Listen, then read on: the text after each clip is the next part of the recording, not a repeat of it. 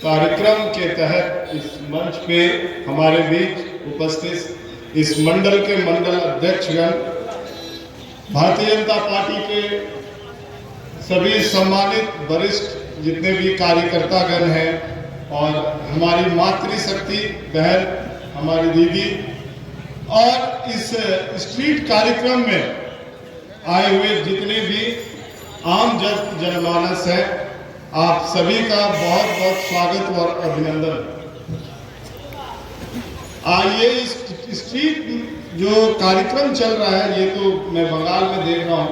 मेरा नाम अभिजीत आनंद है, भारतीय जनता पार्टी युवा मोर्चा से 2 बार जिला का प्रेसिडेंट रहा और अभी वर्तमान में स्टेट कमेटी में हूँ बिहार से।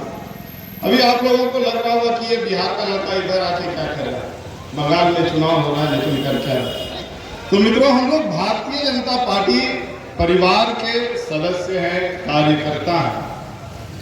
इसलिए पार्टी ने जो भी हमें काम दिया, पार्टी ने हमें बताया कि आप बिहार के 15 साल के जो जंगल राज को हम लोगों ने खत्म किया और वहां पे डबल इंजन की सरकार बनी। डबल इंजन की सरकार बनने के बाद विकास की जो रफ्तार वहां पकड़ी है बिहार में, उस चीज के बारे में मैं आप लोगों से जिक्र करूं और बता सकूं। और इधर भी मैं देख रहा हूं कि अपने बगल के ही राज्य बंगाल में 15 साल से जो यहाँ पे तृणमूल कांग्रेस की जो सरकार है, उस तृणमूल कांग्रेस की सरकार ने पूरे बंगाल को 15 साल और पीछे ठेल दिया है।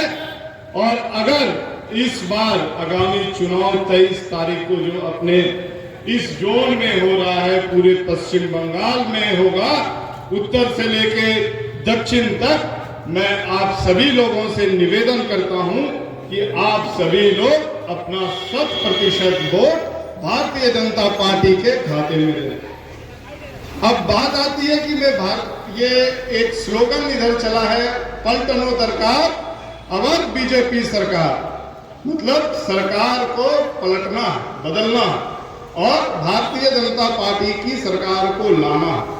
तो मित्रों, ये आवाज जो है, ये बंगाल की ही आवाज है, ये हिंदी की आवाज नहीं, ये बांग्ला की आवाज है कि पलटनो दरकार एवर बीजेपी सरकार। तो ये पलटने का दरकार क्यों पड़ा? आप लोग इसमें जितने लोग हैं, इधर मंच पे जो बैठे हैं, ये लोग पॉलिटिकल लोग हैं। बाकी बात जितने दुकानदार भाई लोग हैं या आम जनमानस जो बैठे हैं, इन लोगों को तो पॉलिटिक्स से कोई मतलब नहीं, पॉलिटिक्स से कोई लेना देना तो नहीं है। हम लोगों को है क्या? नहीं। तो उन लोगों को क्या चाहिए? उन लोगों को चाहिए एक स्वास्थ्य व्यवस्था, एक स्कूल की व्यवस्था जिसमें आपके बच्चे, आपका भविष्य उज्जवल हो, और रोजगार की व्यवस्था हो। ये नहीं कि आप अपना ग्रेजुएशन पढ़ाई कर लिए हैं, सब चीज कर लिए हैं और बैठे हैं। ममता बनर्जी जी की जो सरकार है, तृणमूल कांग्रेस की सरकार, ये निकम्मी सरकार है। अगर निकम्मी सरकार नहीं रहती तो मैं आपको यहाँ पे एक उदाहरण दे रहा हूँ। हम लोग जो बैठे हैं, ये म्युनिसिपैलिटी एरिया है, तो म्युनिसिपैलिटी एरिया, मैं आप लोग को बताना चाह रहा हूँ कि सभी भाई जो है यहाँ पे पढ़े लिखे समझदार लोग हैं। यहाँ पे म्युनिसिपैलिटी एरिया में होने के बाद आप सभी लोग होल्डिंग टैक्स देते होंगे, देते हैं या नहीं देते हैं? होल्डिंग टैक्स दे रहे हैं। होल्डिंग टैक्स का मतलब होता है वो आपका म्युनिसिपैलिटी को सारा चीज मुहैया कराना, साफ सफाई कराना, पानी का व्यवस्था कराना, सड़क का व्यवस्था कराना, नाला का व्यवस्था कराना। अगर कोई मृत हो जाता है तो सरकार द्वारा जो उसको राशि मुहैया होता है, वो राशि मुहैया कराना। लेकिन मैं देख रहा हूं मित्रों, आप देख लीजिए, ये नगर परिषद म्युनिसिपैलिटी की एरिया है जहाँ पे ना तो नाली की व्यवस्था है, ना तो सड़क सही से है, और रोड पे कूड़े कचड़े भरे हुए हैं। तो आप ही लोग बताइए, क्या ये म्युनिसिपैलिटी का रिस्पॉन्सिबल काम हो रहा है या नहीं हो रहा है? नहीं हो रहा है ना। आप जब म्युनिसिपैलिटी एरिया में ये कंडीशन है, म्युनिसिपैलिटी एरिया में हमारे केंद्र की सरकार और हमारे स्टेट की सरकार 100 रुपया अगर आपको देगी तो सरकार, भारत सरकार आपको 60 रुपए देगी और केंद्र की जो यहाँ की बंगाल की सरकार है वो 40 रुपए देती है मित्रों। और उस 100 रुपए से जाके फिर यहाँ पे कार्य होता है। लेकिन यहाँ विडंबना ये है कि हमारी दीदी ये यहाँ पे रिस्ट्रिक्शन लगा दी कि बंगाल में केंद्र की 1 रुपए भी हम लोग नहीं लेंगे। मैं आप लोगों से ये पूछना चाहता हूँ, यहाँ पे हमारे सभी समाज के लोग होंगे, हिंदू होंगे, मुस्लिम होंगे, सिख होंगे, ईसाई होंगे, अलग अलग धर्म के लोग होंगे।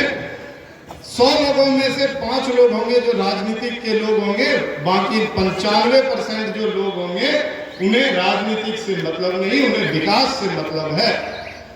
क्या आप अन्य राज्यों के मुकाबले कभी भी हमारे केंद्र की सरकार जो भी योजनाएं देती है, आप सभी लोग पढ़े लिखे लोग हैं, एंड्रॉइड का जमाना है, मोबाइल फोन पे आप देख लीजिए कि उसमें ये कहीं भी प्रधानमंत्री मोदी जी ये कहीं नहीं कहते हैं कि जो अल्पसंख्यक समाज के लोग हैं, जो हिंदू के अलावा जो मुस्लिम समाज के लोग हैं, सिख समाज के लोग हैं, ईसाई समाज के लोग हैं, उसे केंद्र सरकार की योजनाओं का लाभ नहीं मिलेगा। आप लोग इस चीज को गूगल के माध्यम से भली भांति देख सकते हैं। हमारी प्रधानमंत्री श्री नरेंद्र भाई मोदी जी की भारतीय जनता पार्टी की सरकार में ऐसा कहीं नहीं है कि हम व्यक्तिगत रूप से किसी को लाभ देंगे। हमारे सरकार का मूल मंत्र है सबका साथ, सबका विश्वास और सबका विकास।